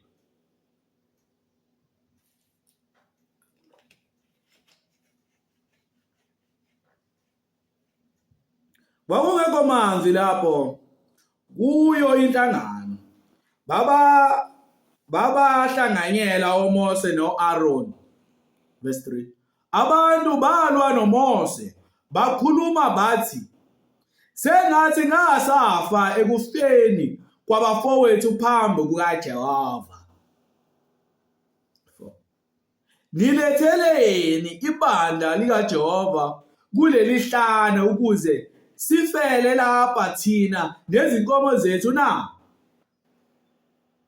nasikhuphulelane eGibhithe ukuze silethwe kule ndawo embi na akusiyo indawo yembewu noma yakolweni noma yemvini noma yamapogrante kungekho futhi amanzi okuphuza oMose noAaron basuka-ke ebusweni bebandla ukuya ngasemnyango wetende lokuhlangana bawa ngobuso babo inkazimulo kaJehova yabonakala kubo uJehova wakhuluma kuMose wathi thabatha intonga ubuthe inhlangano wena noAaron umfowenu nikhulume kulo idala eliphambi kwamehlo abo ukuba liveze amanzi alo siphinde sandalane lapha nikhulume kulo idwala eliphambi kwamehlo abo ukuba liveze amanzi alo uyakuba vezela amanzi edwaleni ukuze unike inhlangano nezinkomo zayo ukuphuza uMose wathabatha-ke intonga phambi kukaJehova njengalokho eyalile ukuyithabatha wenza njengoba enjani Jehova ukuyithabatha hamba yini uyithatha akethi ukuyithabatha yini uyithatha siphinde sibuyisana ukuyithabatha yini uyithatha asikho-ke ngaba ngiyabona bazalwane basenda verse 10 oMose noAaron babutha ibandla njengoba uJehova enjani eyalile benza into embili la uJehova ashilo uthi oqala thabatha intonga okwesibili wathi butha ibandla konke lokhu kwenze phambi kwani kwebandla asiqhubekeni verse 10 oMose noAaron babutha ibandla phambi kwedwala wathi-ke kubo yizwani manje nina abahlubuki diniwe uMoses uthi zwanini manje nina abani bahlubuki diniwe manje uMoses omunye ngathi kufanele omunye ngathi akufanele lo ngathi akufanele engama ngaliphi makuthiwa mhlawumbe ngifuna ukudlulisa abazalwane engama ngaliphi labantu laba baye kubona bacishe babakhanda ngamanje labantu okwazi inhlangano abantu abayizwayo mabaqala bakhonona okwazi ukuthi kusuke kukancane amatshe engekho esandleni sabo bebaqala nje bakhonona okwazi kukancane kwamatshe ayangekho kephi esandleni sabo bazokukhanda and especially eMariba ayekhona manje and kodwa inkinga kwakuyi desert kodwa amatshe kanjani ayikho ngoba nali idwala likho qhubekeni nina bahlubuki siyakunivezela yini amanzi kuleli dwala na ufaka umbuzo ke lo mzalwane azophina uvese oMose noAaroni babutha ibandla phambi kwedwala wathi ke kubo yizwani manje nina bahlubuki siyakunivezela yini amanzi kuleli dwala na kuza kubona 11 uMose waphakamisa isandla sakhe walishaya idwala kabili ngentonga yakhe wabuma amanzi amaningi inhlangano yaphuza kanye nezinkomo zayo kama uJehova ushilo uzachawa ushilo uJehova uzachawa kukhona ozwile ngichaze lama instructions ami kanjani ngichaze into ezimbi la ngithi yes okokuqala uthawa sentonga kwesibili kwizinhlangano okwesithathu ukukhuluma ngedwala kuthiwa akakhulume ngedwala kodwa yena sediniwe walishaya idwala hayi kanye futhi kabili ngalokho uJehova wakhipha ngamanzi be careful izwakhe so la uMoses umele bani manje umele uNkulunkulu ngoba oqala uMoses ethuna wathiwa wena uzoba uNkulunkulu kubani kuAaron uAaron abe yini abe umprofeti wakho so uMoses uyini manje uNkulunkulu so uyipatriarch ipatriarch ayikhulumi noma yini ayenzi noma yini cause yonke into eyenzayo ifane iveze ikazimulo kabani ngaso sonke isikhathi especially uma unikeza instruction ngoba uzofika esigabeni sokuba ipatriarch usukulalelile arawazi uliuba uyingane nje lapha yana udlala izono udlala indaba zokuvuma izono udlala izono nokudaba okuvuma izono uba ingane uthi ukhula kancane ube sesigabeni sendodana indodana akima ngento eyodwa isikulotshiwe indodana ima ngento eyodwa kulotshiwe ayithi kulotshiwe ingenzi ngiyezwa lona kuhlukile umuntu othi kulotshiwe uthanda ukukhotha izwi laNkulunkulu kodwa ingenzi kodwa umuntu oyindodana uthi kulotshiwe and mekulotshiwe unqoba ngalo ini izwi laNkulunkulu ngoba yila inqoma ngalo kanti umuntu owubaba wepatriarch izwi laNkulunkulu likuyi unjengobani unjengo-Eli u-Eliyasi yabuza uNkulunkulu ethi vala imvula Eli asimuzwa kodwa uyazi into ezoveza inkazimulo kaNkulunkulu ngesikhathi esifaneleyo uye wadecide wathi imamvula for 3.5 years mawucabanga lo muntu emisa imvula uthi uzodlala uzophila kanjani but ngoba uNkulunkulu ukuye uyazi ukuthi God will provide and uNkulunkulu wa provide indeed and wenza into emangalisayo namanje mina ngihlale ngiyawahlonipha amagwababa manje amagwababa ngiwahlonipha and amagwababa ngangaba ngifunde ngisho ngento encane eBhayibhelini ngaba nesikhathi sokuba ngifunde ngamagwababa ngifundise mina ngamagwababa nje lilona ukuthi kwenzeka kanjani ukuthi njalo mangibuka ama-scary movie and ama-scary movie mina hayi ukuthi lapho ngiyibuka ifoni meyaba ne-scary ngoba naleya movie yayizona ngibona ukuba nesithunzi sithi yabo heqe ivala ngathi scary ngayikhoze eqale ngathi scary movie lezi ngoba angifuni because unembeza wami ngiyawazi ama-scary movie aqeda unembeza amqeda unembeza Ronke wena ngubona ukuthi i-scary movie mina ngiyigwara nanani go ahead okwakho lokho ngoba uyingane. So ingane akumele udebate nengane. Cool. Yeke kanjalo kwifield yayo. Yozikhule. Mase ikhulile then you understand. So ungadebate nomuntu osabantwana. Cool. Ingakho ethi uPaul ligwebe ukuphikisana ngamazwi kaNkulunkulu. Uma unkosela nje izwe elilodwa noma amabili lo muntu akabe ngozizwe. Myeke. Gwebe. And kuyabalekisana nomoya kaNkulunkulu lokho ukuphikisana nezwi laNkulunkulu. Kakhulu nabantu bezizwe bakhothele nawe bakhothele uyeke leyo nto leyo. Hey ngani yeke. Uma ethi akuboni okakuboni sifane lento ayikholwayo ayikho. Umuntu khona into right wena u-right wena, umuntu u-wrong.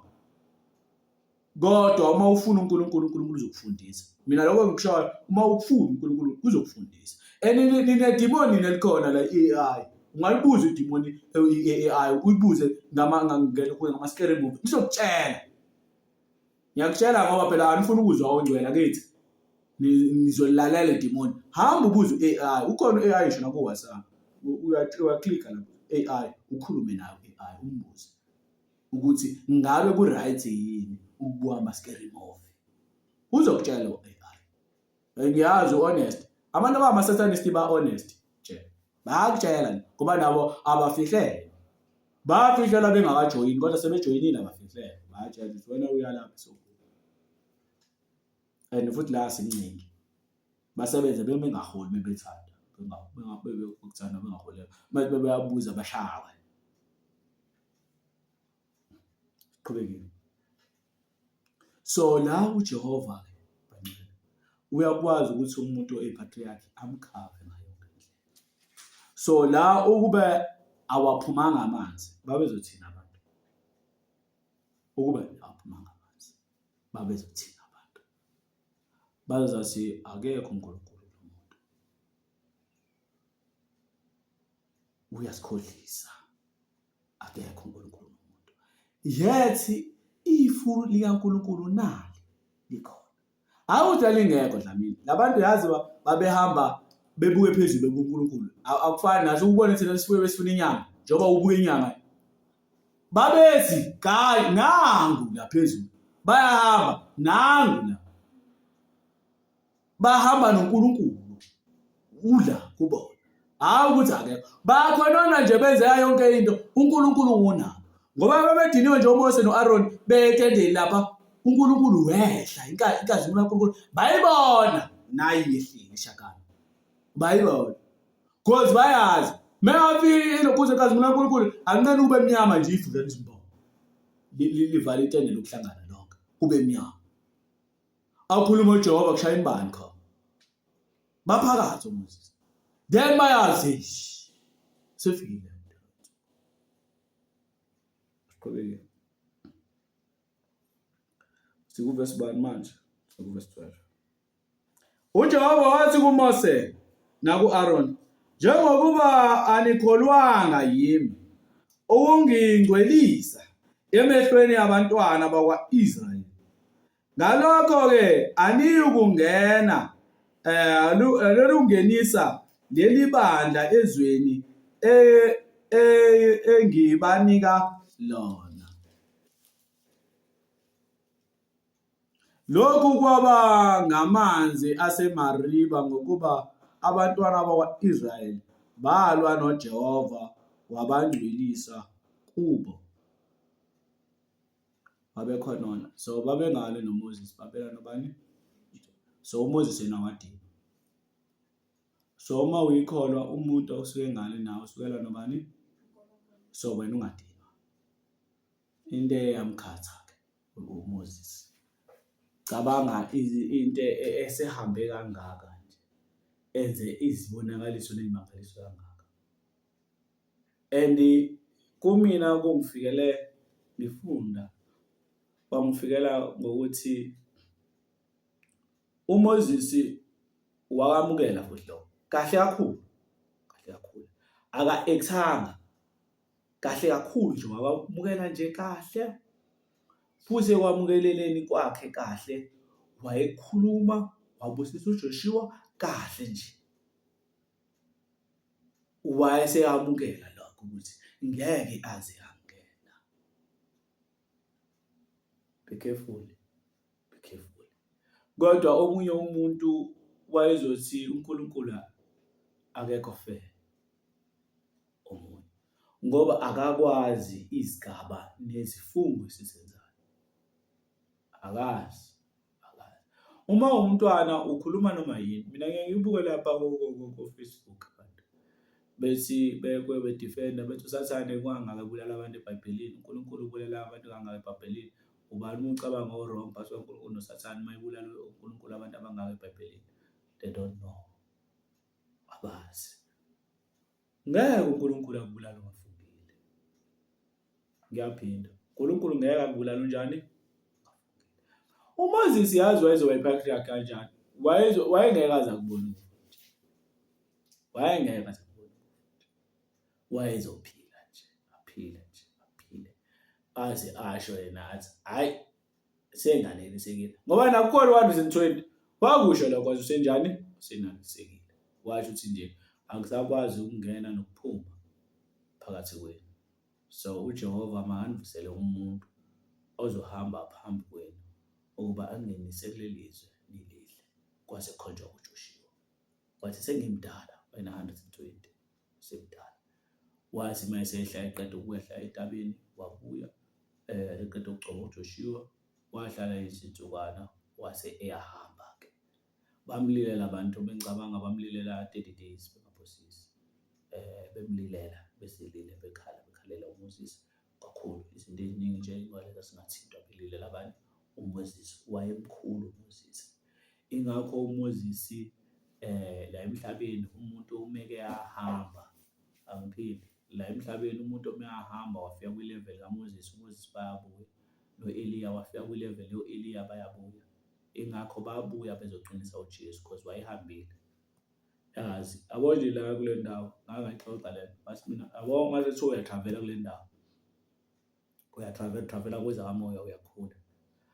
Umuntu wafika kule ndawo elikholwa wafa ngisho nokuthi wangaphela endlebeni uyofika aqinise yakutshela ukuthi yabona manje indlela ozohamba manje inzima qina. Ngicabanga ukuthi ngoba ngikhuluma nje ngifikelwa indaba yale culo lathiwa igqirha lendlela. Mawuthi niyakhumbula ukuthi nganikezwa obani lelo culo niyakubona lokho ngishoyo. Uthi mase uqale ngitravela sohamba ufika umuntu oyipatriarch ophethe leso sizwe owayithunyelwa kuleso sizwe afika akutshela yabona manje ke uma unqoba la usuqedile uzoba isiqonqwane. Uma unqoba la usubhekana nani. Ingakho noJesu behla oEliya behla noMoses bezomqinisa ikhuleka endabeni. Washintsha nomzimba wakhe wasewumbatha umzimba wasezulwini elapha ngoba nabo uMoses bafika nemizimba yabo esezulwini belapha. Kodwa ababazi oPetro oMoses. Ababazi oPetro oMoses oJohane noEliya abamazi eniqala ke ithombe zathi ingekho abamazi.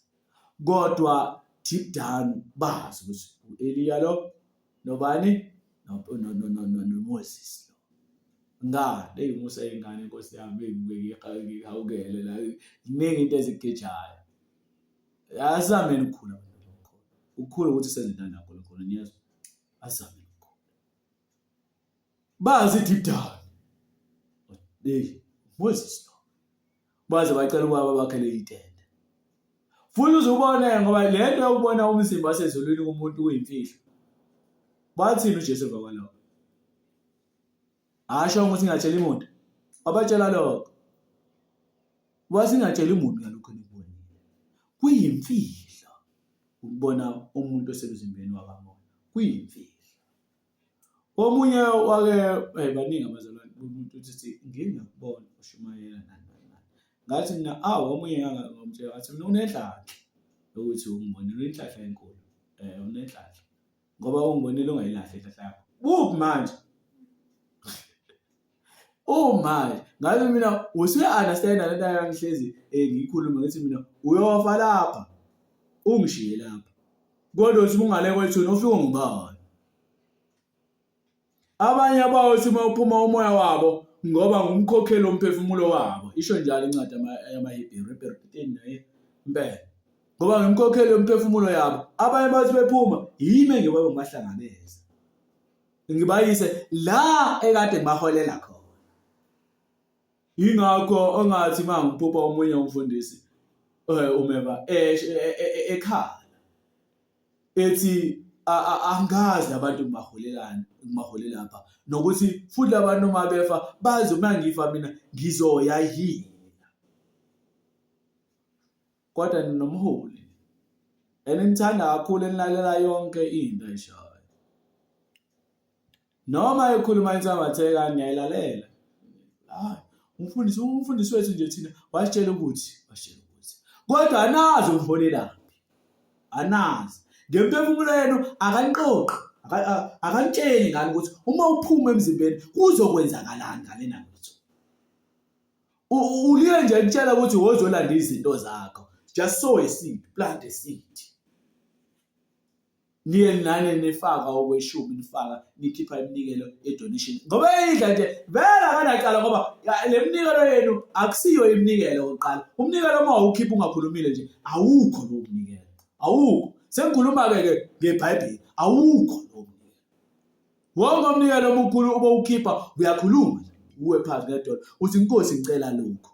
Inkosi ngicela lokho. Okweshumi kuphela ongeke uzikwazi ukukhuluma kona ngoba vele lokho kwaNkulunkulu akuhlangene nawe. So awukhulumi ke woshumi ngoba vele akuhlangene nawe. Akuhlangene nawe. Ukubonga lo akuhlangene nawe. Kodwa ngemali yakho uyasho ukuthi Nkosi nginikelela ukuthi so abantwana bakholwa ahlale noJehova. Hlonipha. Simthobele. Sazi ukuthi ila senior account. Bethase izilelisi ngoba izilelisi zazi izimbi. Kodwa egcineni uJehova kanjani? Wasihawukela ngoba zazivuma.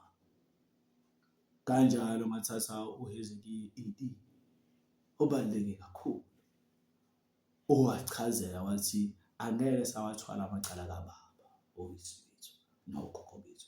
Kodwa uma sihamba ngokulunga sigcina izehlulelo zikaJehova.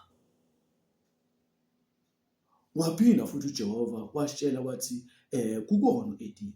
Wathi ungacabanga ukuthi wama wenze okuhle manje ukuthi uyahlutha ubone indlela yomuntu ukuthi wenza indlela yomuntu ucaze ukukhombule ukulunga kwakho. Cha ngeke ngikhombule. Ngeke. So abantwana bakhola sami ngani ukulunga. Into edala ukuthi ngicoshe ngamancwadi kaMoses ngifuna ni-understand. Into edala ukuthi ngichase ngihamba kaMoses angifuni ukuthi nithi isona lesi. Moses asethi. Angifuni nithi yila so. Umuntu oyipatriarch ngiyaphina futhi umuntu oyipatriarch ngasonke isikhathi urepresenta abantu. Yabo nje ngikuvezela ithoni yakho Moses yebo ithoni yaMoses. Uyena umuntu oqala la awafana abantu bethi abana abalandi sithi khumbulani Jehova into yanenzeleyo. Angeke yena azakhipha amanzi. Kodwa bathi abantu bebebhoka ngiyabona ukuthi wasayida nabo. Beno Aaron basayida. Bathi ngempela ucabanga uzophuza. Wasayida nabo. Yingakho ethi uJehova into edala ukuthi ke ngithi mina ngeke uzungena eKhenani uzolala komkhulu ngoba umkhazi menzi sakho okusho ukuthi usayide nabo. Yes, sayide. Ngangihlezi mina nginiwa ngithi mina into edala ukuthi uMoses angangena eKhenani ingoba wabulala umuntu eGibhithe. Kanti no